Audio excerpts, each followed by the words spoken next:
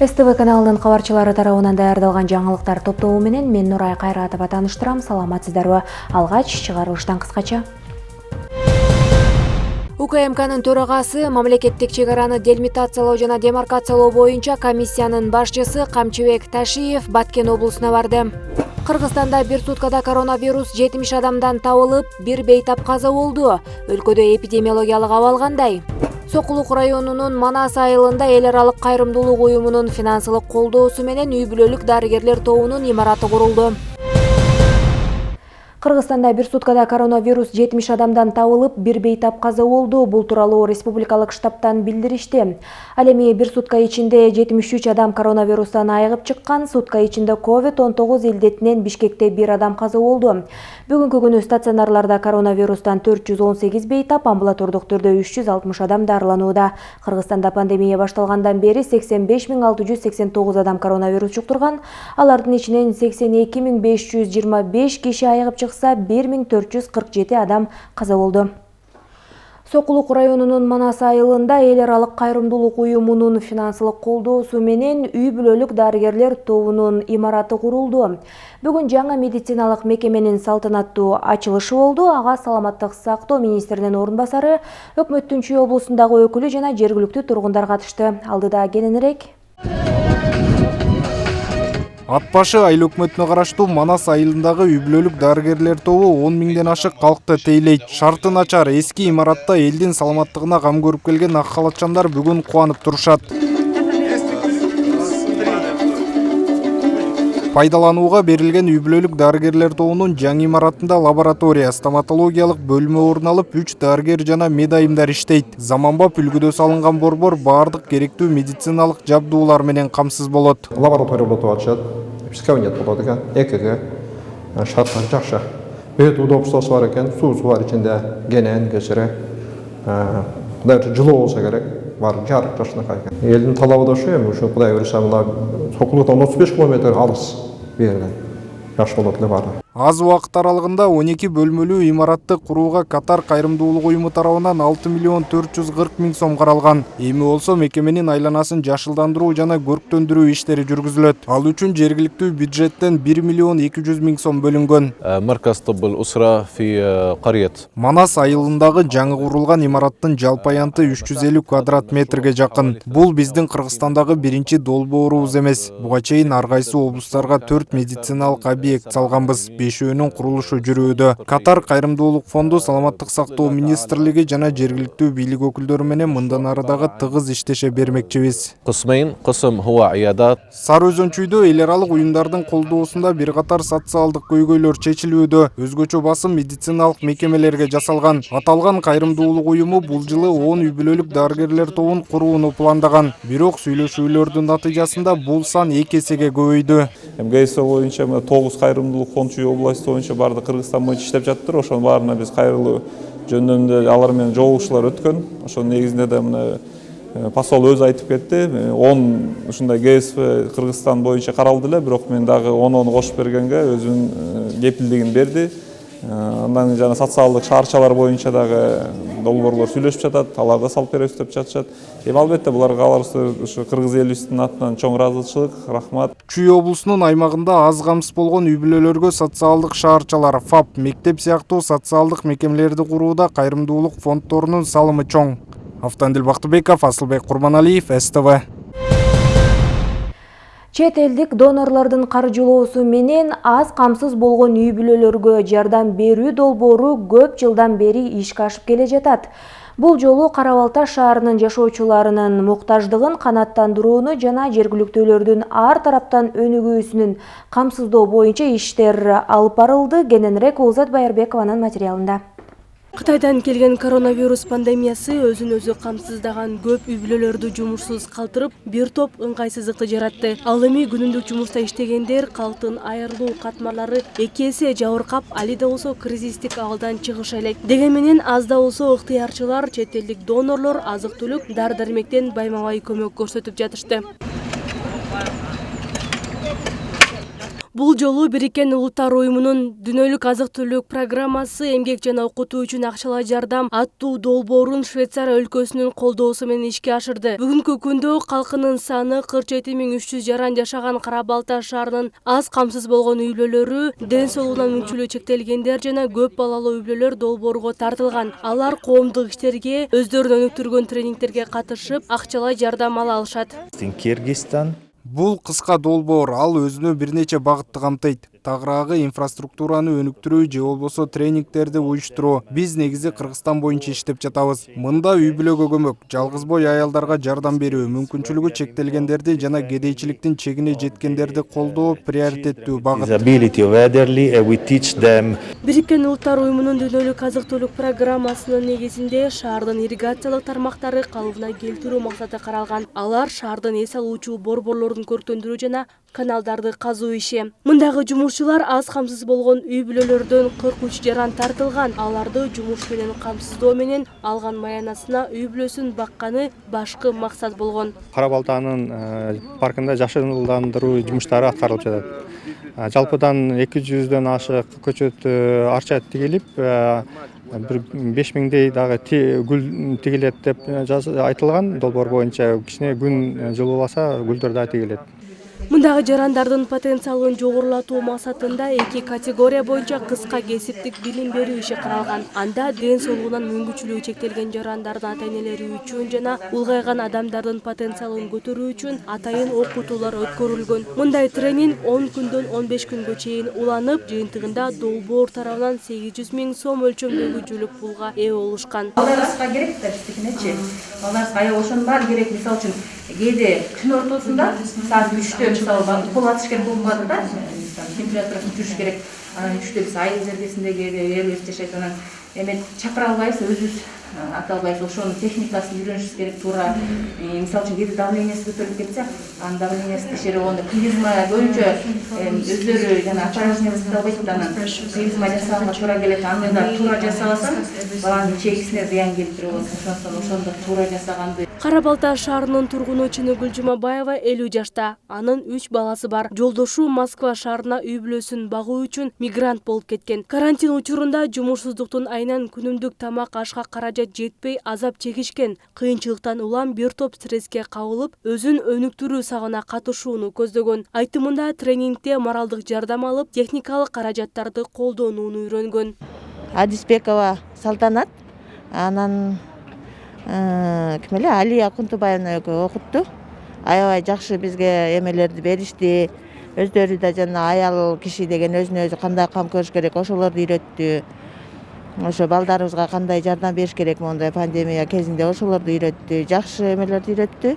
Аталган шаарда аялдардын психоневрологиялык ооруканасы 1947 жылы 28 гектар жерге негизделип курулган. Мында 250 аял киши жатып дарыланат. Өз жашоочуларын тамак аш менен камсыздоодо ар бир адамга күнүнө 100 сомдон каржы булагы сарпталат. Ал үчүн айдоо жери жана мал чарбасы иштетилет. Учурда 11 уй багылып, сүт менен камсыз кылат. Бул ооруканага дүйнөлүк азык-түлүк программасы тарабынан тамак аш продуктусу тартылганы менен эскилиги жеткен жайдын көйгөйлөрү бар экендигин айтат кызматкерлер.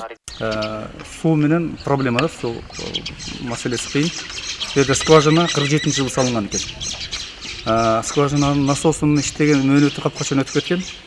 Анан азыр жартылай иштеп атат. Ошон үчүн суу биринчи этажга гана чыккан, ошондон кыйналып атабыз. Анан ошо кайрылып атабыз. Мен шаарда болгон фонддун баарына жазып чыгып, анан кайра барам. Мисалы эртең кайра барам дагы ошо мурда жазган каттардын үстүнөн кайра сурайм эмне болуп атат. Антпесе кыймылдабайт экен да. Анан ошо эми кыштан эптеп чыктык. Ошо жайда эмдиги чейин жазып албасак, эмдиги кышта суу өчүп калса 250 суу жок калыш деген аябай кыйын да. Белгилей кетсек, Бириккен Улуттар уюмунун дүйнөлүк азык-түлүк программасы 2020 жылдын август айында башталган. Долбоордун мөөнөтү үстүбүздөгү жылдын декабрь айына чейин уланат. Атайын түзүлгөн кызматкерлер долбоор жүрүп жаткан жердин муниципалдык кызматкерлер менен тыгыз байланышта болуп, калктын айырылуу катмардагы жашоочуларын өз катарына тартууга даяр. Улзат Байырбекова, Эрлан Топчубеков, СТВ. Нокен районунун Достук айылындагы Фуркат мектеби 1996 жылы эле өзгөчө кырдаалдар министрлигинин чечими менен окууга мүмкүн эмес деп табылган. Бирок ага карабастан азыркы күнгө чейин ал жерде мектеп окуучулары билим алып келүүдө. Жеринен аймактык кабарчыбыз баяндайт. Поселок түшүп кетпеш үчүн мондай кылып ортодон упор берип тургузганбыз. Мына бүгүнкү күндө жаракка кетип калган. Бул эми кичине силкинүү болсо Достук айылындагы Фуркат мектеби чек арадан 100 метр эле алыстыкта жайгашкан. Мектеп Союз малында училищенин жатаканасы болгон. 92 жылы билим берүүчү жай болуп пайдаланууга берилген. Бирок 4 жылдан кийин эле авариялык абалга кептелген мектепте азыркыга чейин окуучулар билим алып жатышат. Башка мектептерге барып окутканы, же болбосо башка жерге которгон корпус жок. Ошондон мүмкүн окуу процесси аргасынан ошол мектепти өткөрүп жатабыз.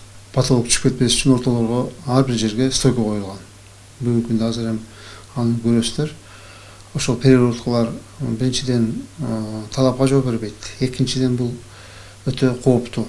11 жылдык бул мектепте азыр 167 окуучу билим алат. Бирок мындагы окуучулар эле эмес, мугалимдер да кооптонуу менен сабак өтүшөт. Деген менен бул айылдын окуучулары башка мектепке барып окууга мүмкүнчүлүгү дагы жок. Анткени айылдагы эң жакын мектеп 6-7 чакырым алыстыкта жайгашкан.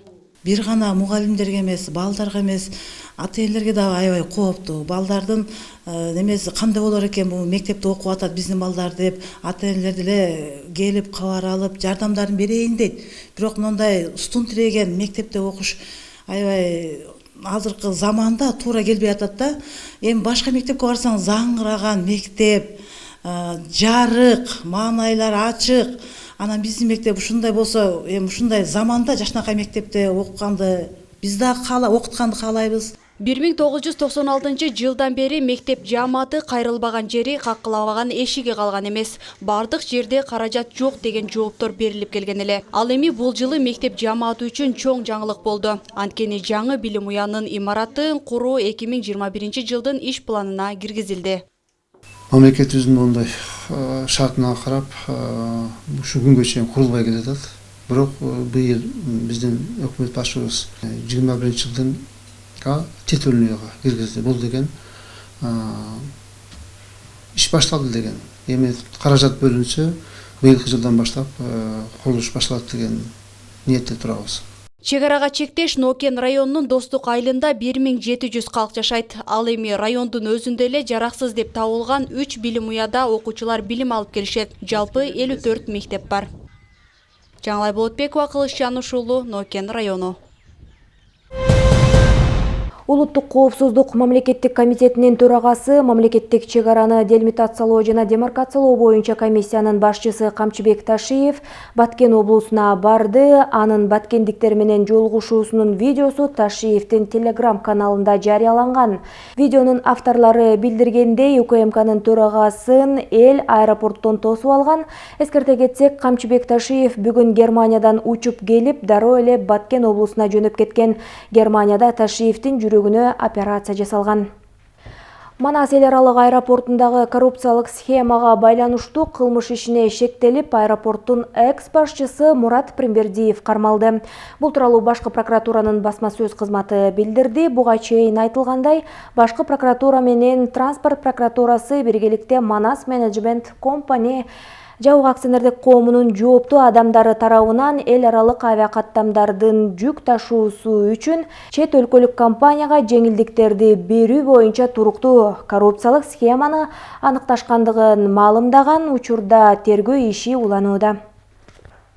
Кыргыз Республикасынын Ички иштер министрлигинин күзөт кызматына быйыл 55 жыл толду. Аталган кызмат 1966 жылы 18 февралда түзүлүп, ушул күнгө чейин мамлекеттик маанилүү объектилерди, стратегиялык мекемелерди, жеке менчик турак жайларды коргоо менен алектенип келет. Теманы кабарчыбыз улантат. Ибраимжан Мухаммадиев мамлекеттик күзөт кызматынын түштүк башкармалыгын жетектейт. 2003 жылдан бери бул тармакта эмгектенип, учурда 1000ден ашуун кызматкерди жетектеп, күжүрмөн аракетинин аркасынан аталган кызматтын 55 жылдык мааракесинде сыйлыкка ээ болду. аскер кызматын өтөп келүү керек. Же болбосо жогору билимдүү ошо аскерлик кафедраны бүткөн жигиттер, ден соолугу жакшы жигиттер, комиссиядан өткөн жигиттер өзүнүн арзы менен келсе, бардык кыргыз мамлекетинин акылдарын каалайбыз. Мындан 55 жыл мурда түзүлгөн күзөт кызматында учурда 3600 адам эмгектенип, жалпы 3400 мекеме ишкананы кайтарышат. Алардын алдыңкы катарында мамлекеттик стратегиялык мааниге ээ мекемелер турат. Мындан сырткары кызматкерлер коомдук коопсуздукту сактоого да зор салымын кошуп келишет. Маселен, буга чейин өлкөдө болгон башаламандыктарда алардын аткарган иши ат көтөргүс болду. Бүгүнкү күнү миңдеген милиция кызматкерлери кызмат өтөп, бул кызматтан ондогон өз кесибинин мыктылары өсүп чыгып, укук коргоо органдары тармагында өз салымдарын кошуп келе жатканын дагы белгилейбиз. Биз мындан ары да күзөт кызматынын кадыр бакы артып, мамлекетибиздин туруктуу өнүгүү өсүшүнө салым кошо берет деп терең ишенебиз. Анткени тартип менен тынчтык өкүм сүргөн жерде калктын эркиндиги, бакубат жашоосу өкүм сүрөөнүн тарыхы далилдеп берген. Күзөт кызматкерлери өз ишин так аткарыш үчүн алардын күжүрмөн даярдыгына терең маани берилип, ар бири спорттук машыгууларды калтырышпайт. Мындан сырткары борборлоштурулган көзөмөл түйүнү жаңыртылып, замандын талабына ылайык техникалар менен камсыздалган. Ошондон бери көп өзгөрүүлөр болду да, анан эми бул жерде мурунку эң мурунда башталган ат менен жүрсөк, азыркы убакта заманбап техника менен жүрүп атат. Қазір бүт бардық объектілердің бары тең заманбап техникамен жабдылған. Егерде бір уру қандай болса, кнопка басылса, ошол убакта тез убакта жеткенге аракет кылат. Эми чындыгында күзөт кызматы бардык жерде кайтарылат. Эми мен жана айтып кеттим, дагы айтып коеюн. Колдон келсе бардык күзөт кызматтарын ушуларга баш ийдирип койсо жакшы болот эле. Кызматтык милдетти аткаруу учурунда өздүк курамда жоготуулар да болгон. Берген антын бекем тутуп, эл үчүн жанын аябагандардын элеси ар дайым кесиптештеринин эсинде. Элдин коопсуздугун сактоодо, түрдүү кырдаалдарда тынчтыкты камсыздоодо, мамлекеттик маанилүү объектилерди кайтарууда өз милдетин берилгендик менен так аткаргандыгы үчүн өздүк курамдын бир катар кызматкери медаль, ардак грамота жана баалуу белектер менен сыйланышты. Мунара Кадырдин кызы, Эрлан Топчубеков, СТВ. Египеттин президенти төрөт боюнча маселе көтөрдү. Трампка тийиштүү имараттар жардырууга дуушар болду. Өзбекстанда помидорго ууланган аял көз жумду. Ушул жана башка жаңылыктар программаны улантат. АКШнын түштүк штаттарында болгон катуу бороон 21ден ашык адамдын өмүрүн алды. Миллиондогон тургун электр жарыгысыз калды. BBC маалымдагандай, катуу бороондон айрыкча Техас шаары эң көп жабыркаган. Аба ырайынын начардыгынан Техас, Луизиана, Кентукки, Түндүк Каролина жана Миссури штаттарынын бир нече тургуну көз жумган. АКШнын түштүк аймагындагы рекордтук суук аба ырайы бир нече күнгө созулары айтылууда. Американын 71% ашык аймагы кар астында калды. Кардуу бороон Мексиканын түндүк жана борбордук бөлүгүнө да сокку урган. Анын кесепетинен миллиондогон эл жашаган аймактагы электр жарыгы үзгүлтүккө учураган. АКШнын Атлантик Сити шаарындагы экс-президент Дональд Трампка таандык 39 кабаттуу казино жана Трамп Плаза мейманканасы атайын жардырылды. Бул тууралуу РИА Новости жазды. Окуянын видеосу жергиликтүү маалымат порталдын YouTube каналына жарыяланган. Жергиликтүү басылма шаардагы белгилүү имараттын кыйраганын көрүү үчүн көптөгөн тургундар чогулганын жазган. Бул имарат 1984-жылы курулуп, шаардагы белгилүү казинолордун бири болчу. Бирок 2014-жылы ишин токтоткон. Буга байланыштуу көптөгөн адамдар жумушсуз да калганы айтылды. Казино 2016-жылы ага ээлик кылуучу Tramp Entertainment Resorts компаниясынан их Enterprise компаниясына өткөн. Атлантика шаарынын мэри Марти Смол өзүнүн администрациясына 2020-жылы ошол маалда имараттын дубалдары урай баштагандыктан аны бузууга буйрук бергендиги кабарланды. Египеттин президенти Абдель Фаттах ас-Сиси өлкө калкынын тездик менен өсүп жатканына тынчсызданганын билдирип, жарандарды жаңы төрөлгөндөр боюнча көрсөткүчтү азайтууга чакырды. Бул тууралуу Аль-Ахрам телеканалы билдирди. Ал белгилегендей, көп балалуу үй бүлө мамлекет үчүн көйгөй жаратууда. Үй бүлөдө 2ден ашык бала болсо көйгөй жаралат. Египет үчүн жыл сайын калктын саны 400 миңге өскөнү ылайыктуу деген президент Исмаилиде медициналык комплекстин ачылышында сүйлөп жатып. Анын айтымында өлкөдөгү тургундардын саны жыл сайын 2 миллионго көбөйүп отурса, элдин жашоо шарты жакшырбайт. Биз калктын санынын өсүү көйгөйүн чечүү боюнча программа иштеп жатабыз, деди ас-Сиси. Азыркы күндө Египетте 101 миллиондон ашык адам жашайт. Бул көрсөткүч боюнча алар араб өлкөлөрүнүн арасында 1-чи сапта, ал эми Африкада 3-чү болсо, дүйнө жүзүндө 14-чү катарда турат. Адистердин белгилешинче, 2052 жылы Египеттин жашоочуларынын саны 193 миллионго жетет. Ал эми калктын санынын өсүү темпин көзөмөлгө алуу чаралары иликтүү ишке ашса, 30 жылда өлкө эли 143 миллиондук чекке барат. Көз карандысыз мамлекеттер шериктештигинин 30 жылдыгына карата Касмалы Баяленов атындагы китепканада көргөзмө уюштурулуп, ага бир катар басмаканалар, китеп дүкөндөрү катышышты. Мындай көргөзмө бир гана Кыргызстанда эмес, КМШга мүчө өлкөлөрдө да орун алды. Бүгүн уюштурулган китеп көргөзмөгө Борбордогу алдыңкы басмаканалар келип, өздөрү басып чыгарган эмгектерин элге таанытууга аракет жасашты. Көргөзмөгө көркөм чыгармалардан тартып, окуу куралдарына чейин коюлган. Ар бир китептин өзгөчөлүгү тууралуу келген конокторго толук маалыматтар берилди. Мисалы үчүн, бул долбоор биринчи жолу болуп атат Кыргызстанда. Буга чейин көбүнчө орус тилдүү мектептер российский китеп менен колдонуп келишкен, бирок ал российский китептин мазмунунда Кыргызстан жөнүндө маалымат жок болчу. Мисалы үчүн, ушул эле китепте рубль деген жерин биз сомго алмаштырып, социокультурный компонентти гана өзгөртүп, бирок мазмундагы маселелерди өзгөрткөн жокпуз. Мисалы үчүн, балдардын аттарын у Пети и Коли было по 7 конфет деп жазылып турган болсо мурун, биз азыркы китептерде кыргызча аттарды кошуп, Урмат айкалысы деп мисалы үчүн кошуп койдук да. Көз карандысыз мамлекеттер шериктештигинин 30 жылдыгына арналган көргөзмөнүн алкагында жазуучу жана китеп аталышындагы конференция болду. Мында китептин жана калемгерлердин баркын көтөрүү, коомду китеп окууга тартуу сыяктуу ойлор айтылды. Китеп басып чыгаруу акыркы 5 жыл алсак стабилдүү эле, жылда 1200-1300 сан аталыштагы китептер чыгып атат.